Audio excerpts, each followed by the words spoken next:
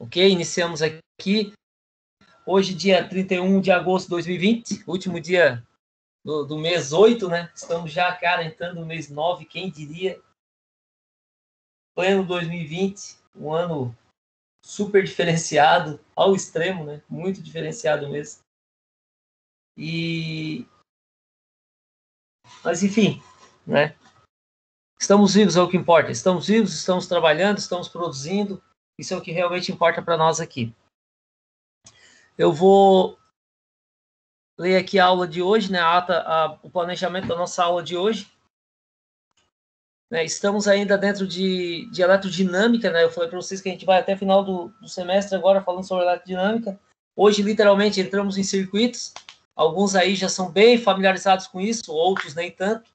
Né? Vocês sabem que para o projeto de engenharia, essas coisas não dá para fazer igual era no ensino técnico, né? Realmente, a gente tem que apertar um pouquinho mais.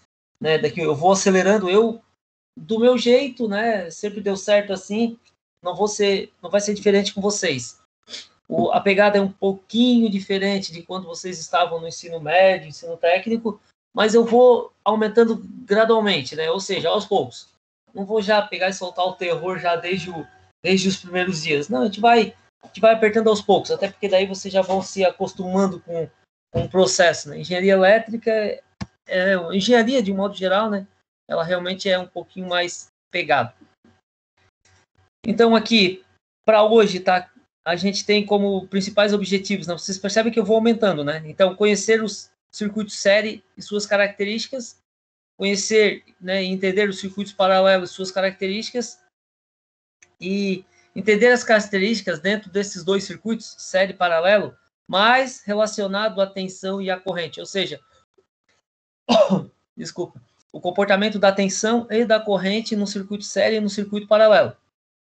Vocês vão ver que, para quem, né, já é um pouco da área aí, já sabe do que eu vou falar. Quem ainda não é, não tem problema, né? Não vamos nos apertar muito com isso, porque, cara, tá dentro do processo. Falar sobre as características de tensão e corrente em circuito em corrente contínua, né, alimentado em CC e ainda 100% resistivo, vocês vão ver que não é nada muito complicado.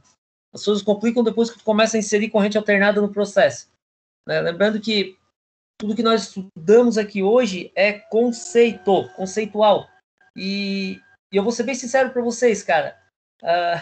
Eu vou acabar agora, não sei se eu já comentei isso numa outra aula, mas Lei de Ohm só serve para circuito CC em corrente, né, corrente contínua e resistivo. Corrente alternada resistível, ela também funciona. Agora, em circuitos ditos reais, Lei de Ohm serve para nada.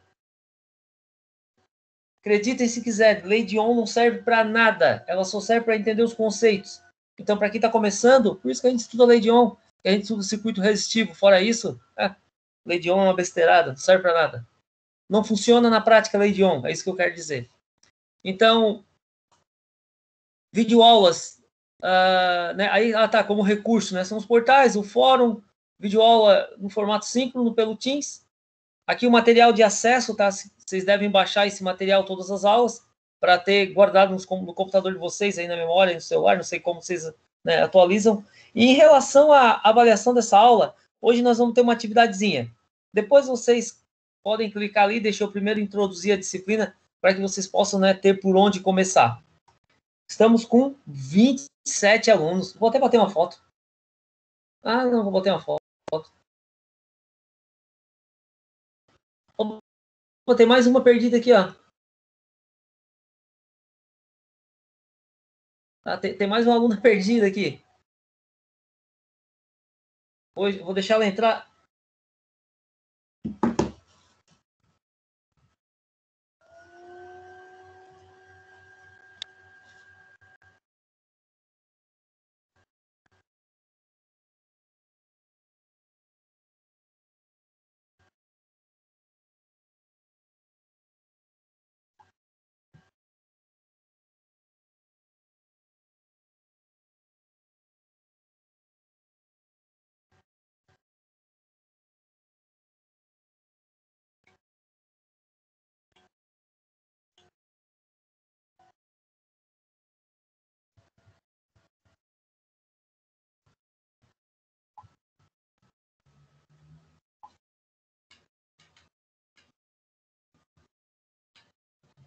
tá ligando ali, vamos ver se vai dar certo. É a Júlia. Júlia da Fonseca.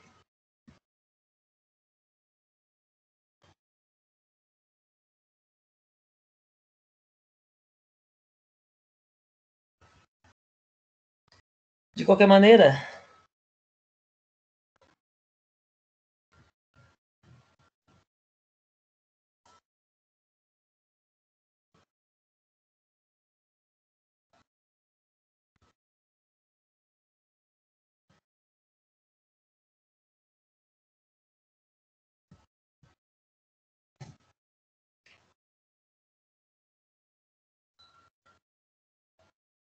deu.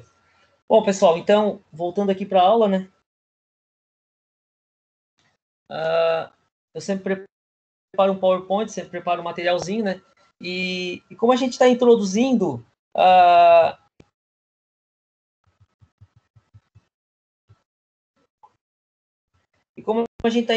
eletricidade para vocês, eu, né, resolvi fazer aqui pegar aqui, né, algumas grandezas elétricas, algumas grandezas relacionadas à nossa área e a sua simbologia.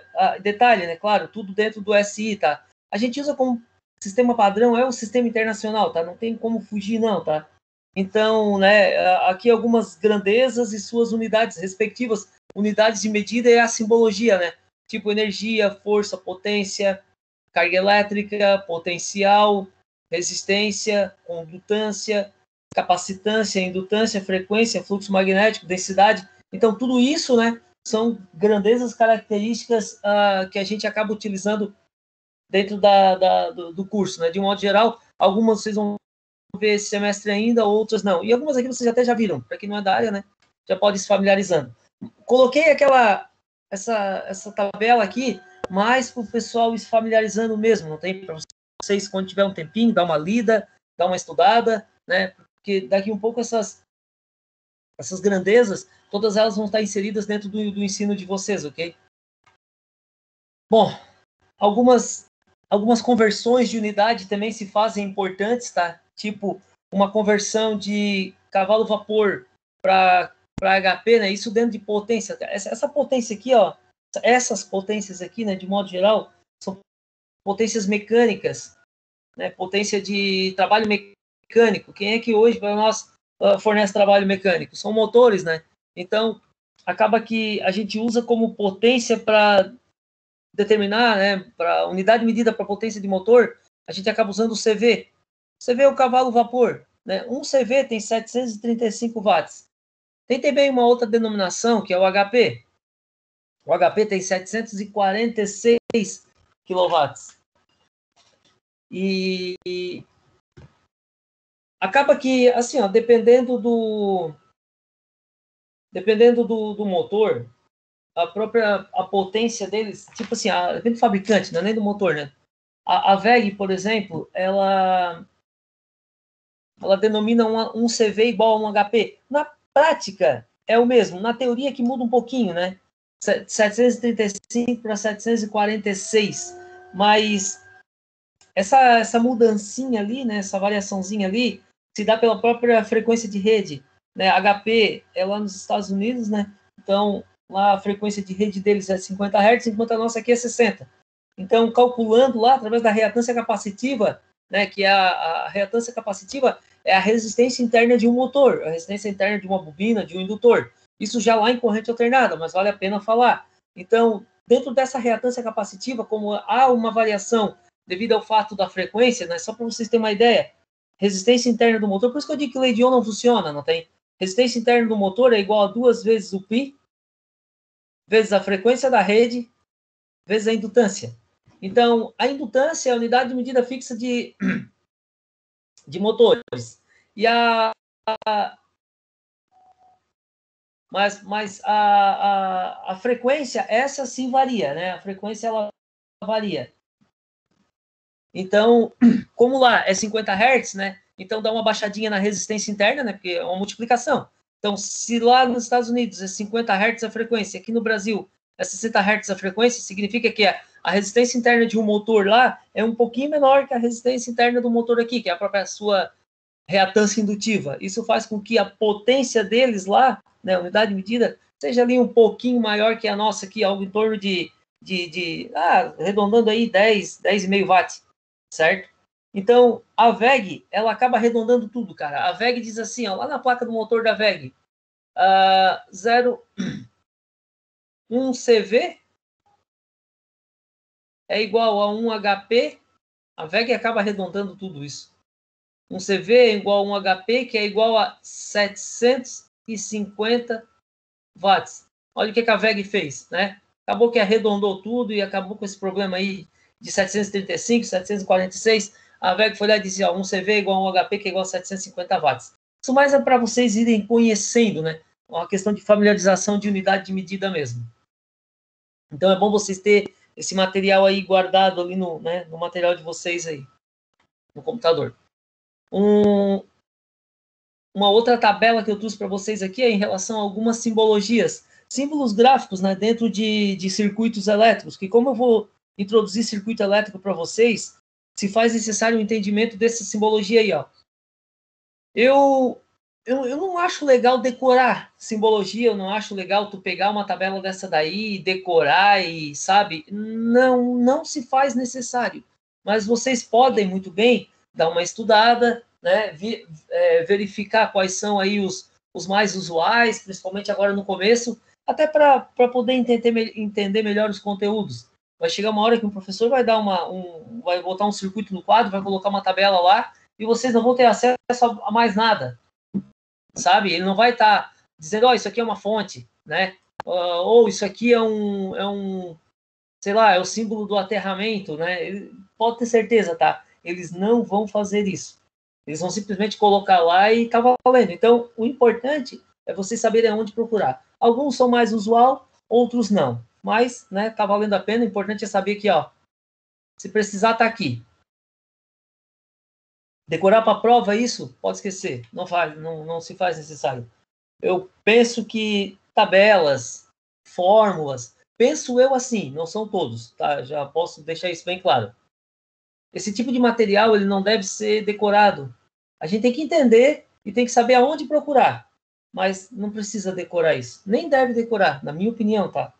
Algumas pessoas pensam assim, né? Alguns professores aí durante o curso, mas outros não.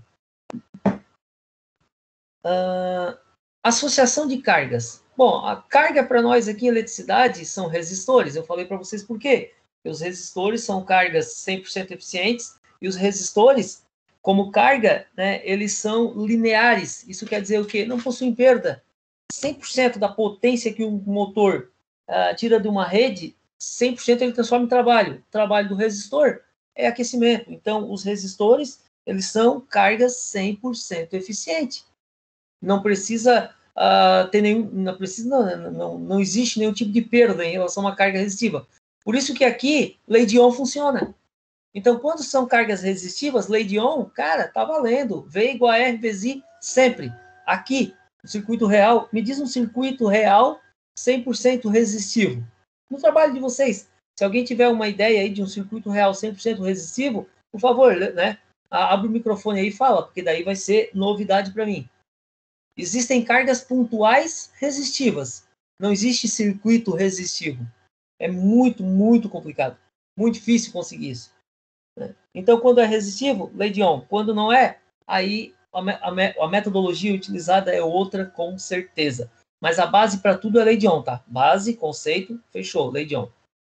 Então, quais são os objetivos de aprendizagem, né, em relação a essa questão de associar cargas, associar resistores? Por que a gente associa resistores? A gente associa resistores de modo que o circuito elétrico ele torna-se um pouco mais simples e tu consiga usar os métodos de análise para poder encontrar os valores de tensão, os valores de intensidade de corrente, os valores da resistência, né? Aplicar uma fórmula de potência. Então é por isso que a gente acaba simplificando circuitos. E se simplifica circuito associando cargas, associando resistores. Quais são as modalidades de associação que nós temos? São duas básicas. Associação séria de cargas resistivas. Olha bem, eu até estou mudando a palavra, né? Aqui eu falo para vocês um termo um pouco mais técnico em relação a isso. E associação paralelas de cargas resistivas. É assim que tem que ser, tá? Então, nessa situação, nessas duas modelos de associações de cargas, lei de Ohm é muito bem-vinda e válida, somente nesse caso aqui. Um outro modelo de circuito que nós temos é o misto. O misto nada mais é que a junção do série e do paralelo no mesmo circuito.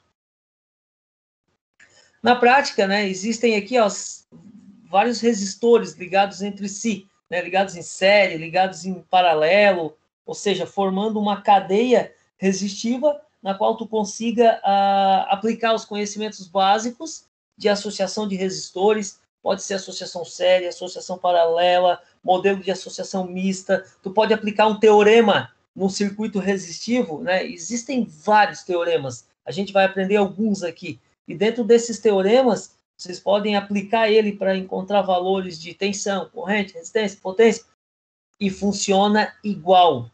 Ou seja, a resposta final é a mesma. Se tu resolver um circuito utilizando os conhecimentos básicos da associação mista, e se tu resolver o mesmo circuito utilizando um método de associação através de um teorema, aí existem vários, né? Kirchhoff, Norton, Thevenin, superposição, Maxwell, nós, malhas, ou seja, qualquer um desses. Tu pode aplicar esse teorema e com certeza o resultado final vai ser o mesmo. Entendam isso. Associar cargas, né, de qualquer maneira, o resultado final tem que dar igual. Ainda mais quando são cargas resistivas.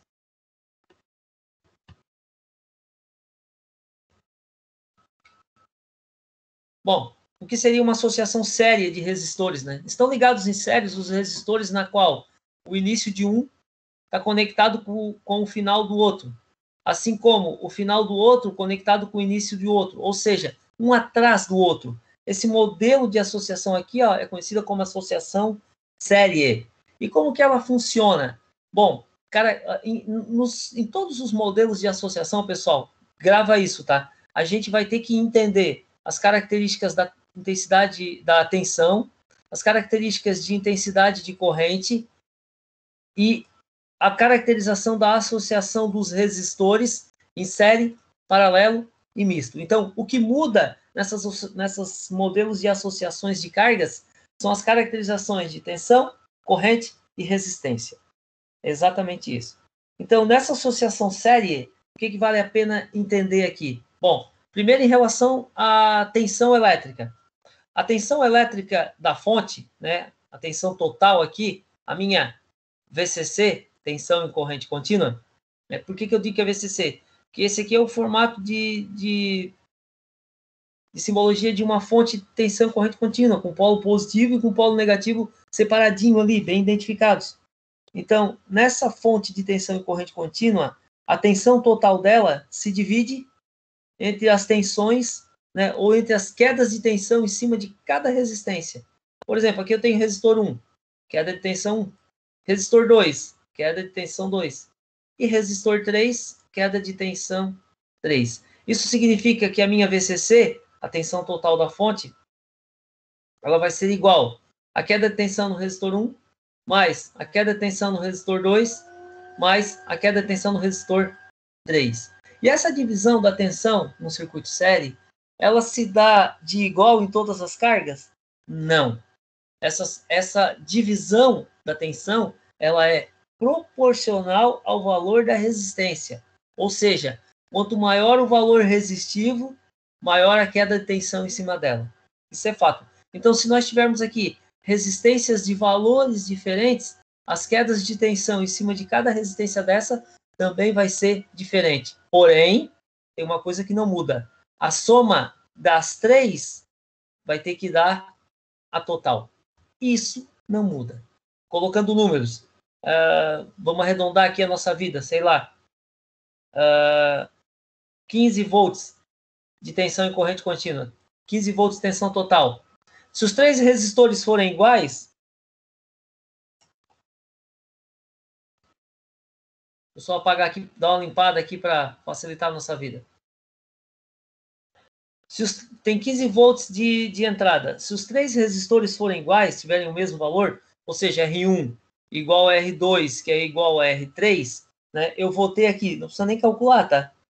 5 volts aqui, 5 aqui e 5 aqui, se os resistores forem iguais. Se os resistores forem diferentes, a divisão ali da tensão total também vai ser diferente. Agora, em relação à intensidade de corrente, a corrente que sai da fonte, que passa por R1, R2, R3 e retorna para a fonte, ela tem sempre o mesmo valor. Então, em série, a tensão total da fonte de alimentação se divide entre as cargas resistivas e a intensidade de corrente que passa pelas 3 cargas é exatamente a mesma, tem o mesmo valor. Então, vamos colocar aqui um valor de tensão. Vamos facilitar a nossa vida, vamos dizer que aqui tem uma... Ah, já colocamos, né? 15 volts aqui, desculpa. Temos 15 volts de tensão aqui. Se eu tenho 15 volts de tensão aqui, vamos supor que... Vamos botar valores agora resistivos ali. Esquece aqui a tensão. Vai dar igual, tá? Só vou limpar aqui para facilitar aqui o entendimento.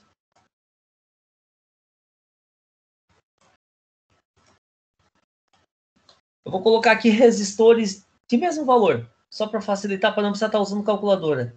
Esse resistor R1 vale 5 ohms, R2 também vale 5, e R3 também vale 5 ohms. Como que eu calculo a intensidade de corrente desse circuito? Bom, aplicando lei de Ohm, mas para aplicar a lei de Ohm, se faz necessário uma associação dessas 3 cargas aqui, ó. Como que eu associo cargas quando elas estão em série?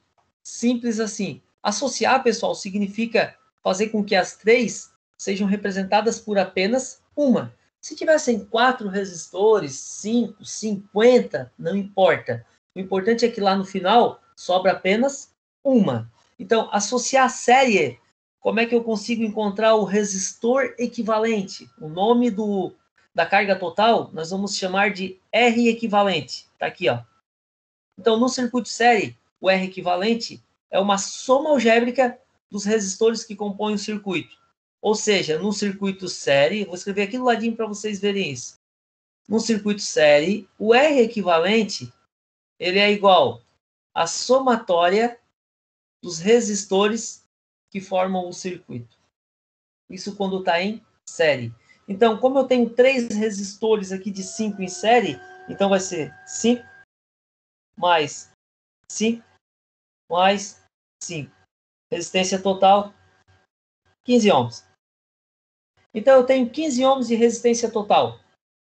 Significa que eu posso tirar esses 3 daqui e fazer isso, ó. Colocar uma só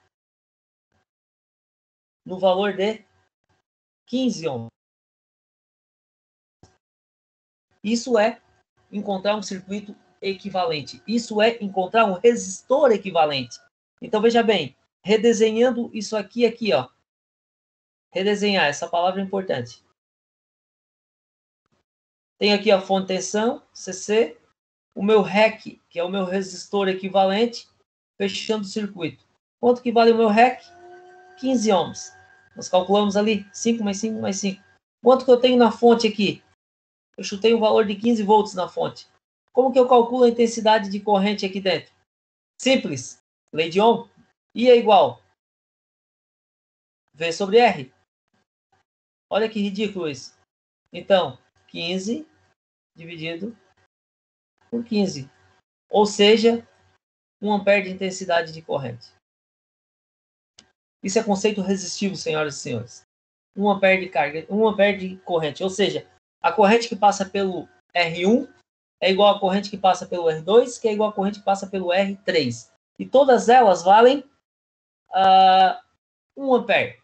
Então, veja bem.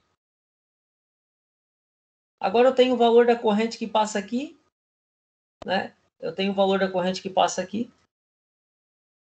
Vamos colocar aqui os resistores de novo, né? Esse aqui tem 5 ohms. Esse aqui também. Aqui também. 5 ohms, 5 ohms e 5 ohms. A corrente que está passando aqui pelo circuito, ó, passa por R1, passa por R2, passa por R3.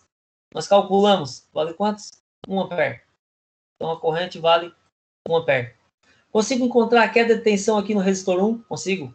V é igual R vezes I. Qual o valor do R? 5.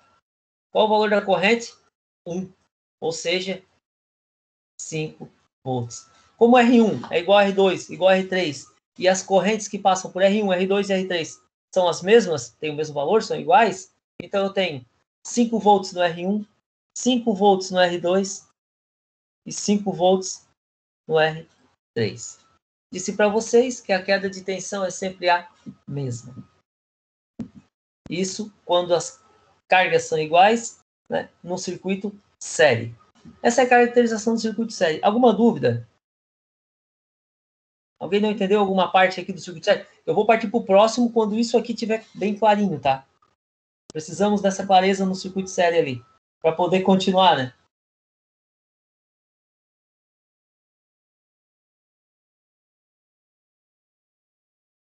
Tudo bem? Sim. Beleza.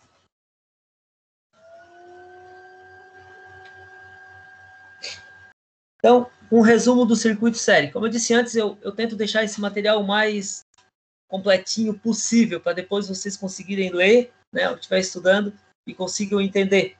Então, no circuito série, quais são as características? As correntes são sempre as mesmas, né? Todas elas têm o mesmo valor. Professor. Oi? A Caroline pediu para te explicar o final ali de novo, que travou a internet dela e ela não conseguiu pegar. Aqui no série? Isso. Tá. Ah, tá. Me avisa ali, porque eu não consigo enxergar o fórum, tá? Se vocês estão digitando ali, eu não consigo ver quando tá no modo de apresentação. A parte final que ela diz... Ah, tá. É aqui do cálculo das tensões, né? Acho que sim.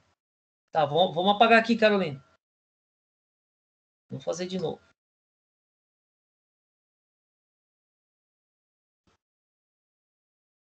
Essas internet agora, essas épocas de pandemia, estão pregando cada peça. É internet e aula remota, cara. Outro dia, passei uma vergonha. Eu estava numa reunião de coordenação. E o meu filho, cara, me incomodando aqui em casa. Ah, não sei o que ele queria ali, não lembro mais. Eu com o microfone aberto durante uma reunião no Teams. Minha Nossa Senhora. Falei um palavrão, mas um daqueles caprichado, né? Para ele. Só escutei. Opa, professor, o microfone tá aberto. Opa, desculpa aí. Vamos lá, Caroline. Eu disse que a queda de tensão total da fonte, desculpa, a tensão total da fonte vale 15 volts. E eu dei valores para os resistores. Eu disse que esse resistor aqui é R1. Eu botei valores iguais, né? Vamos botar valor diferente agora, então. Vamos botar valor diferente. Vamos botar aqui, sei lá, vou chutar. Esse vale 2. Esse aqui vale 5 ohms. E esse aqui vale 3. Pronto. Agora a divisão da tensão vai ser diferente, né? Primeiro passo, encontrar o resistor equivalente, porque eu preciso encontrar o REC, né? No circuito série, para encontrar o REC, basta somar. Então, o REC vai ser igual 2,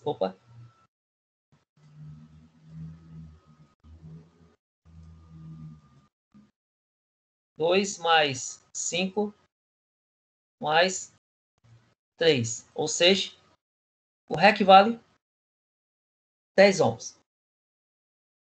Depois que eu encontrei o REC, né, eu tenho que entender que existe uma corrente elétrica circulando aqui dentro. Caracterização do circuito série. A corrente ela tem sempre o mesmo valor, ou seja, é sempre a mesma. Então, consigo calcular essa corrente aqui? Consigo. E é igual V, que é VCC, né, que é a tensão total, dividido pelo meu REC, o meu resistor equivalente. Então, a minha corrente do circuito, ela vai ser igual. VCC, a gente tem aqui um dado, 15 volts. É a tensão da fonte, né? 15 volts. Dividido pelo meu REC, que nós calculamos aqui, que vale 10. Ou seja, a minha intensidade de corrente nesse circuito é de 1,5 ampere. Unidade medida da intensidade de corrente é ampere, lembra? Isso a gente já tem que ir, né, se familiarizando e decorando isso aí. corrente, 1,5 ampere. Essa é a unidade de medida. Então, significa que eu tenho 1 ampere passando pelo R1, 1,5. 1,5 passando pelo R2 e 1,5 passando pelo R3. Aí, qual é a moral da história agora?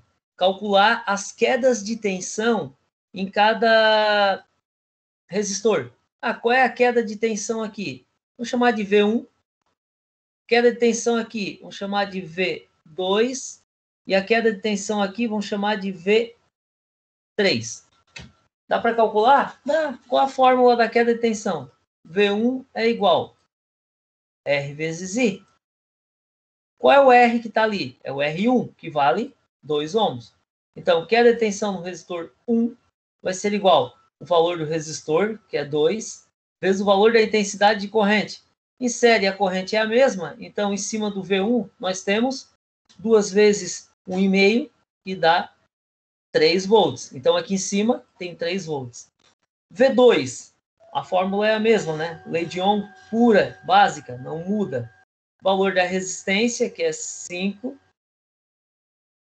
vezes 1,5.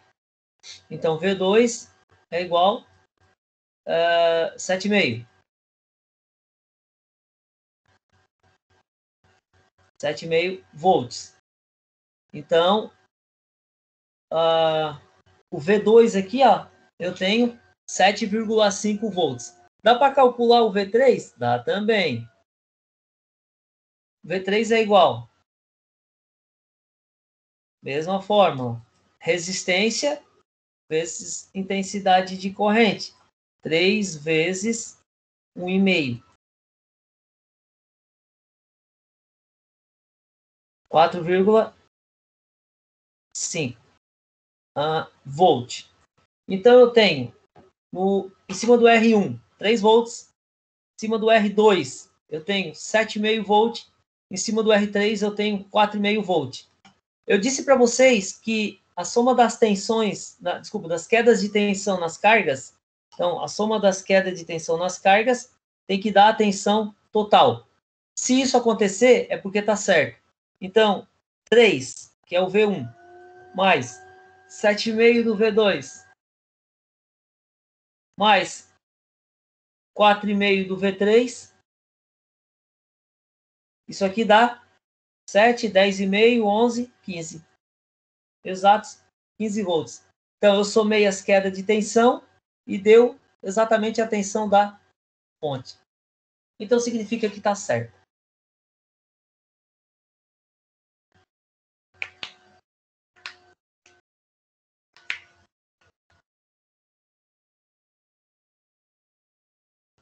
Tudo certo, Carolina?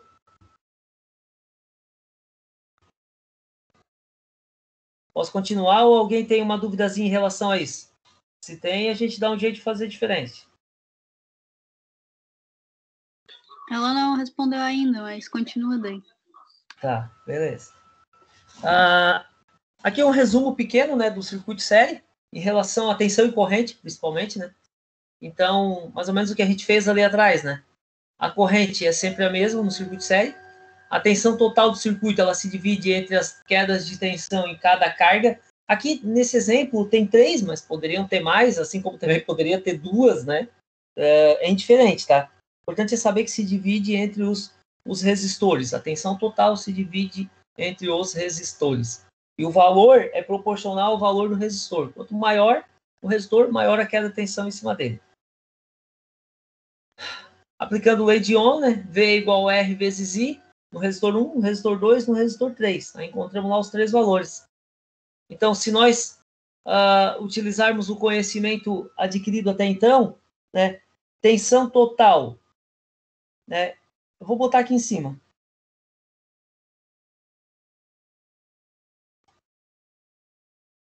A tensão total, que é a minha VCC, né?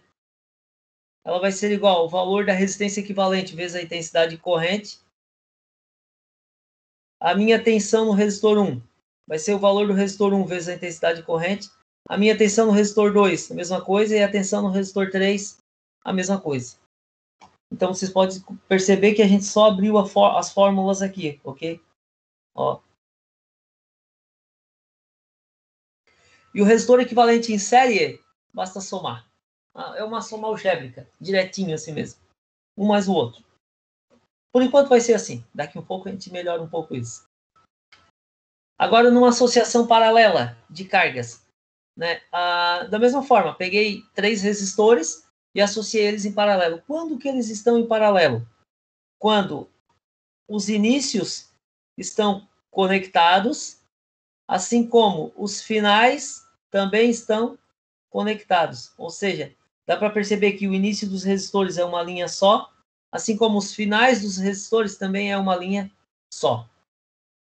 Mais uma vez, caracterização da tensão e da corrente e do resistor equivalente quando em paralelo. Veja bem, primeiro, a tensão da fonte ela é a mesma que está no R1, que está em cima do R2, que está em cima do R3. Ou seja, a minha VCC, que é a tensão total da fonte, vai ser igual à tensão que está em cima do resistor 1, e vai ser igual à tensão que está em cima do resistor 2, e vai ser igual à tensão que está em cima do resistor 3. A tensão em paralelo é sempre a mesma. Agora, quem é que se divide aqui? Quem se divide são as intensidades de corrente. Então, veja bem.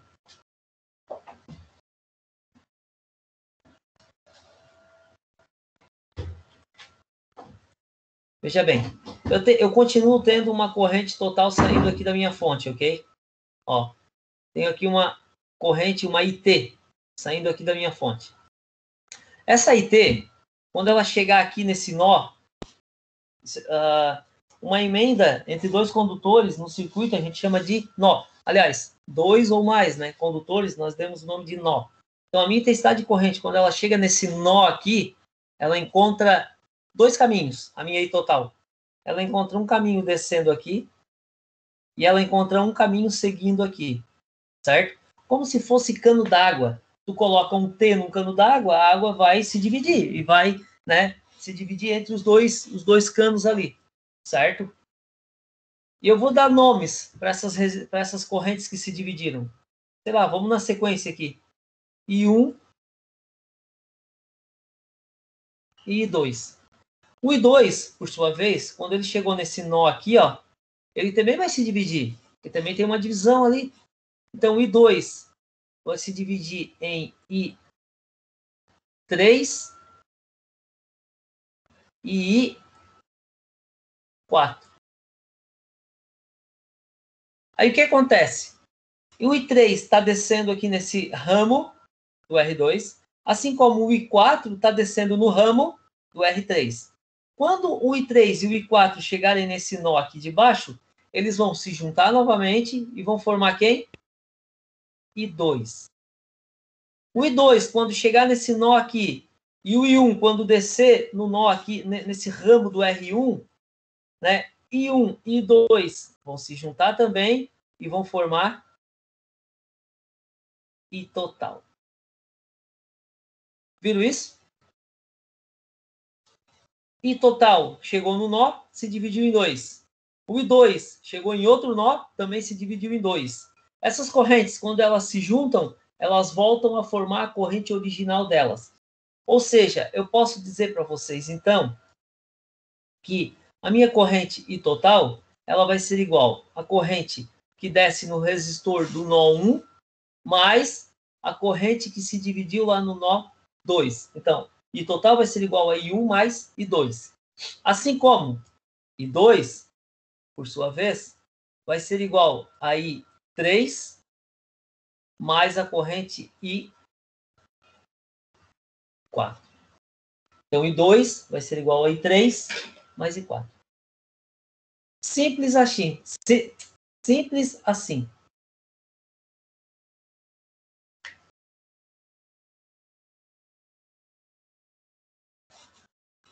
Agora, para encontrar o REC, né? Oh, aqui tá REP. Tá. Puxa.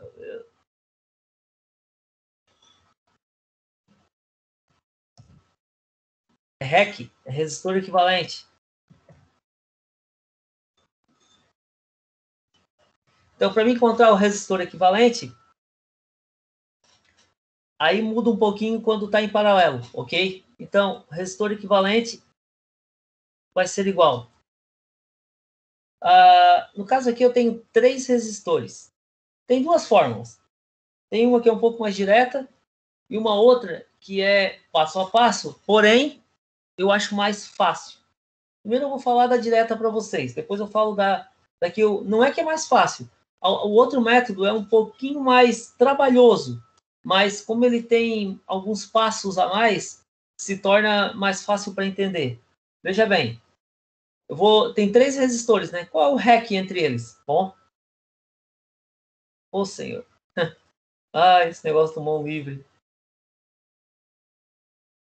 1 sobre o R equivalente.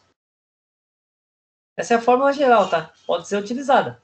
Utilizem aquela que vocês acharem melhor. Mas eu direciono sempre para usar uma, depois eu falo qual. É igual a 1 sobre R1. São 3 resistores, né? Mais 1 sobre R2. Mais 1 sobre R3. Essa é a fórmula geral. Se tivessem 4 resistores, mais 1 sobre R4. E assim vai. Quantos forem, quantos a gente achar que vai ser melhor. Quantos tiverem no circuito, não achar que vai ser melhor. Quantos tiverem no circuito. A fórmula é geral para todos. Não gosto dela. É muito fácil se confundir ali na matemática, ali, principalmente em relação àquele número com divisão ali. Tudo bem, vocês usam calculador e tal, mas mesmo assim, é muito fácil para errar nessa situação aí. Então, o que eu acho mais legal? Faz de 2 em 2. Até porque, pessoal, se vocês forem fazer um concurso público aí, né, depois quando estiverem formados, e vocês se inscreverem para fazer um concurso público, por que não, né, cara? Porque devem, na verdade, vocês sabem que não usa calculadora, né? Então é bom se familiarizar com o jeito esse que eu vou explicar agora. O único defeito dele é que só consegue associar de 2 em 2. Como que funciona isso? Né? Vamos pegar ali em cima o nosso circuito.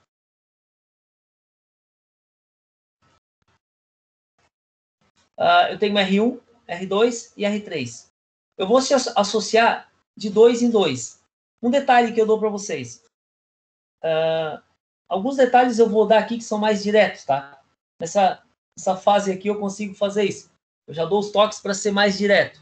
Né? Algumas lógicas, principalmente em relação à matemática, porque no futuro esses cálculos eles vão se tornar um pouquinho mais complexos. Então, tem umas lógicas matemáticas aí que vai ajudar bastante.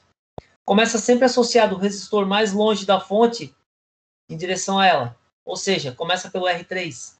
Aí, se tu analisares o R3, ele está em paralelo com o R2, ok? Então tá, vamos achar o equivalente entre eles. É de 2 em 2, né? Como não é o equivalente total, eu vou chamar de R equivalente 1. Então, R equivalente 1 vai ser igual R2 vezes R3 dividido por R2 mais R3. Aí vai dar um R equivalente 1. Como é que eu resolvo ele? Bom, sabe aquela história? Vai lá e desenha de novo. Redesenha o circuito, mas redesenha o circuito colocando a tua associação. Então, eu juntei o 2 e o 3. Tem uns aí que deve estar tendo um déjà vu vendo isso aí, né? Ó. Esse aqui é o meu R equivalente 1. Ah? E que déjà vu, né? Nossa, alguns aninhos atrás. Então, eu juntei o R2 e o R3, encontrei o meu resistor equivalente 1. Esse resistor equivalente 1 ali, ele não é o total ainda, ok? Mas, vamos lá. O que eu tenho aqui? O R1. Tem o resistor 1 aqui ainda. Para mim encontrar o resistor equivalente total, agora o que eu faço? Quando eu redesenhei, eu percebi que o R1 está em paralelo com o R equivalente 1. Como é que eu faço isso? Agora é o R equivalente total. Por que é o total? Porque só vai sobrar 1, né, dessa associação.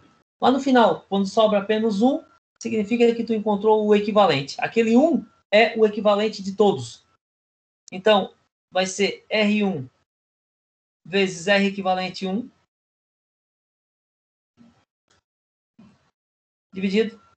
É a multiplicação dividido pela soma, né?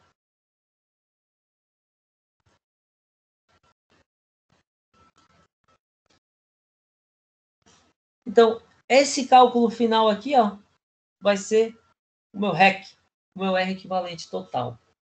A partir do momento que eu achei o R equivalente total, aí os passos são os mesmos que os anteriores. Próximo passo, acho uma corrente, depois achar outra, depois achar outra, e assim vai.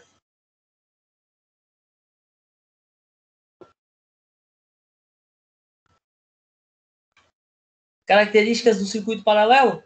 As correntes se dividem entre os ramos, ok? Então, a corrente total ela vai se dividindo entre os ramos. A tensão no circuito paralelo é a mesma sempre. A tensão da fonte é igual às quedas de tensão nos resistores. Então, em paralelo, a tensão é a mesma. Utilizando a primeira lei de Ohm, né? I é igual a V sobre R, assim como I2, assim como I3, assim como I4. Então, só aplica a lei de Ohm direto. Dá para achar o R equivalente assim. Desculpa, dá para achar o R equivalente assim ou fazendo de 2 em 2, como eu ensinei. Então, substituindo a de cima na de baixo, eu vou ter que a tensão total sobre o R equivalente vai ser igual a tensão sobre o R1, mais a tensão sobre o R2, mais a tensão sobre o R3. O que é isso aqui? Isso aqui nada mais é que a substituição dessa fórmula aqui, ó. Lei de Ohm tem disso, né? Como ela é 100% eficiente, pode jogar uma dentro da outra e encontrar os resultados. Vai dar sempre o mesmo valor, isso não muda.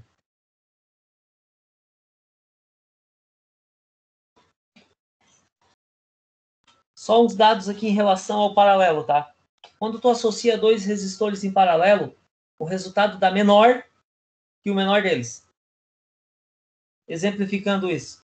Olha bem, dois resistores em paralelo, a resposta tem que dar menor entre o menor dos dois. Isso é matemática, tá? Mas eu gosto de falar porque na hora de resolver, né, se torna um pouco mais rápido, né? E essa é a ideia, é desenvolver isso em vocês, esse raciocínio lógico e rápido. É isso que me importa. Ou seja, vamos botar números aqui. Se esse cara aqui vale 1000, por exemplo, vamos dar um chute bem alto aqui, 1000. E esse aqui vale 2, 2 pequenininho. Esse vale 1000 ohms e esse aqui vale 2 ohms. Se eu associar os dois aqui, ó, R2 vezes R3 dividido por R2 mais R3, o resultado dá menor que 2. Vai dar 1, alguma coisa. Pode fazer aí quem quiser. Um detalhe bastante importante, tá? Se tem alguém aqui que não tem ainda, pessoal, se faz muito necessário, tanto para minha disciplina quanto até para as outras, né?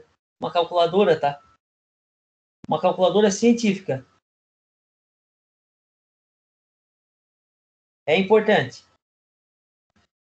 Para quem tem aquela que usava aí na época aí do técnico, a FX82, a princípio ela vai quebrar teu galho, mas vai chegar uma hora que ela não vai ser mais o suficiente.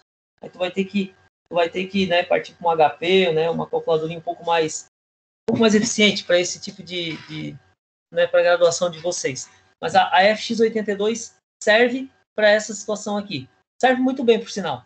Ela tem 2 linhas de digitação, então se torna né, bem legal, bem viável usar aquela calculadora ali. Para quem não tem ainda, já pode providenciar, tá? Se faz muito necessário. Meio complicado fazer isso aí com o celular ou com uma calculadora que não seja uma científica. Até porque a calculadora científica, para quem aprende a usar ela facilita demais a tua vida, cara. Mas demais mesmo. Tem muita função ali que a gente acaba nem utilizando.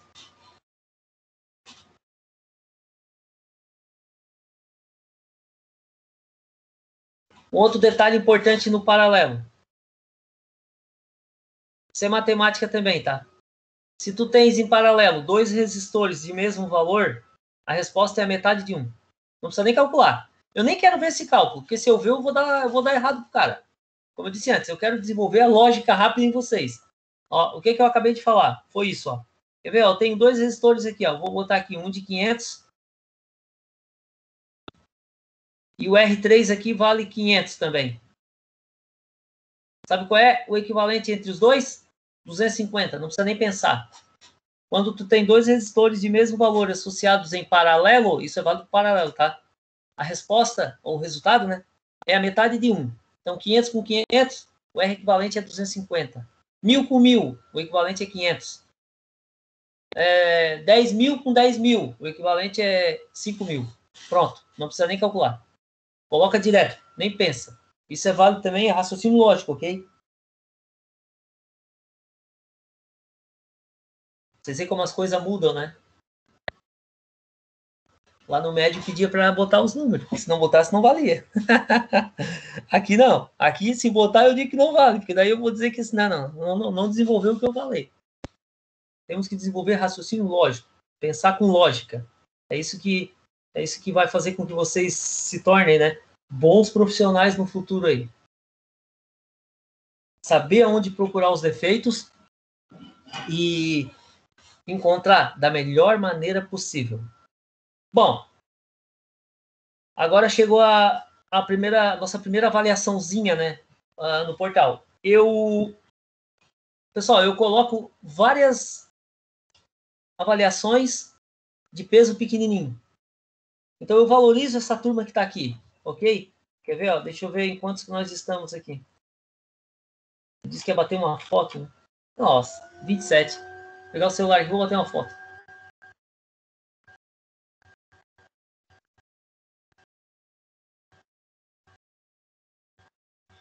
Nós somos em... Deixa eu ver na chamada, não lembro quantos que nós somos.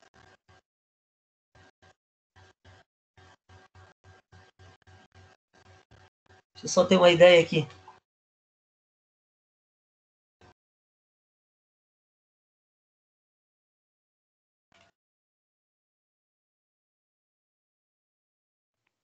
Ô, Vaguinho, no nosso grupo são 32 pessoas.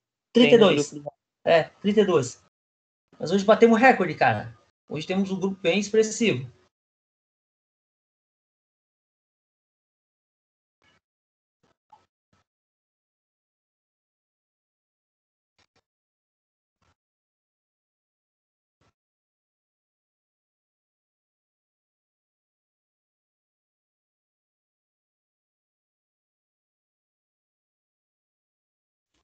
Ô, professor, tu ainda não disponibilizou a lista? Tá bloqueada lá Já. no Lava.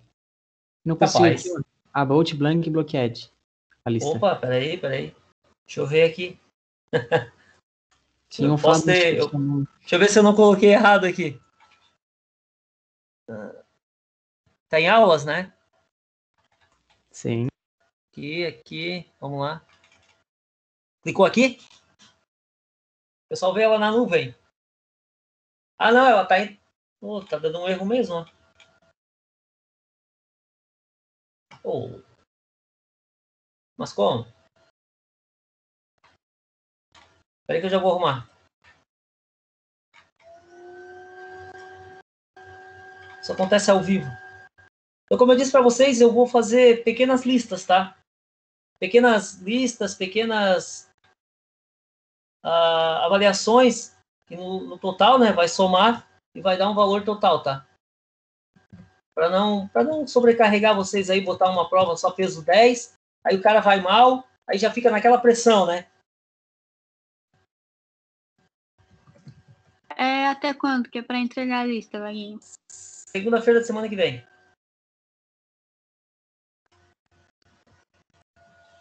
Peraí que eu vou colocar ela de novo ali, não tá abrindo? Salvar a cópia no... Deixa eu ver se eu consigo... Tá, vou colocar no Moodle, vou ver se eu consigo anexar lá também. Como arquivo. Na faculdade dá. E o assunto dela vai ser só associação resistor série paralelo. Só tem um jeito de aprender isso aí. Fazendo. Segundo detalhe. Resolvendo. Fazendo e resolvendo a lista. Cara, se aprende isso aí, né? Fazendo. Não tem outro. Tu pegar ali o PowerPoint, ler, decorar, pode ter certeza. Não vai aprender bulufas. Tem que fazer. Tem que exercitar. Eu lembro de um professor no técnico que me ensinou que eu tinha que fazer redesenhando. Redesenhando. essa é a melhor. Redesenha. Rapaz, chega a ser chato. O cara é insuportável. Era pouco chato, 30/8. Viram quando que eu fiz a lista? Ontem. Rapaz, essa pandemia tá matando nós, essa pandemia, cara. Não tem mais sábado, não tem mais domingo, não tem mais nada, cara. Estamos trabalhando igual uns condenados.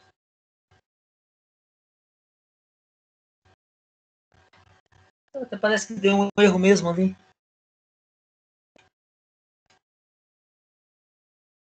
Dá pra mandar via WhatsApp também, né? Qualquer emergência. Não, eu vou botar aqui, vou botar uns 3 lugares ali, para não ter como não encontrar, sabe?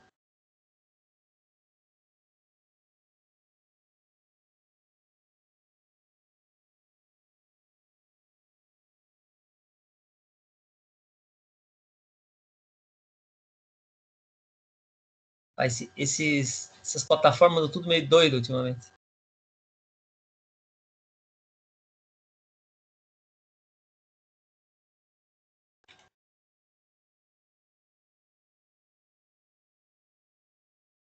Quem sabe faz ao vivo.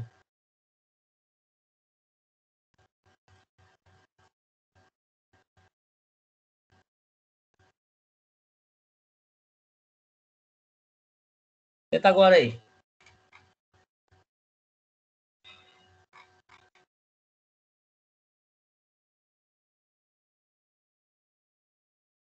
Agora deu foi. certo. Foi, né? Teve um que mandar no grupo do WhatsApp. Tá. Pode ser que eu mando ali também. Não tem problema. Ó, Vagui. Manda. Não é nada sobre o assunto, mas não sei se tu consegue falar para alguém responsável na site que num portal, quando tu tenta acessar as tuas chamadas, não aparece todos os dias, na verdade. Aparece só uns dias aleatórios e eu não consigo, por exemplo, consigo ver se tal dia foi confirmada a minha presença. Tipo, eu não fui à aula, mas acessei conteúdo no portal. Aí depois eu quero ver se realmente confirmou a presença, eu não consigo. Conversar com o coordenador na próxima reunião. Acho que essa semana nós temos uma reuniãozinha. Porque, por exemplo, aqui no meu eu só consigo clicar para ver a chamada nas terças e nas sextas. O resto eu não consigo. Eu já sei por quê. Que a gente ainda não... o professor ainda não liberou. Eu não liberei as minhas ainda.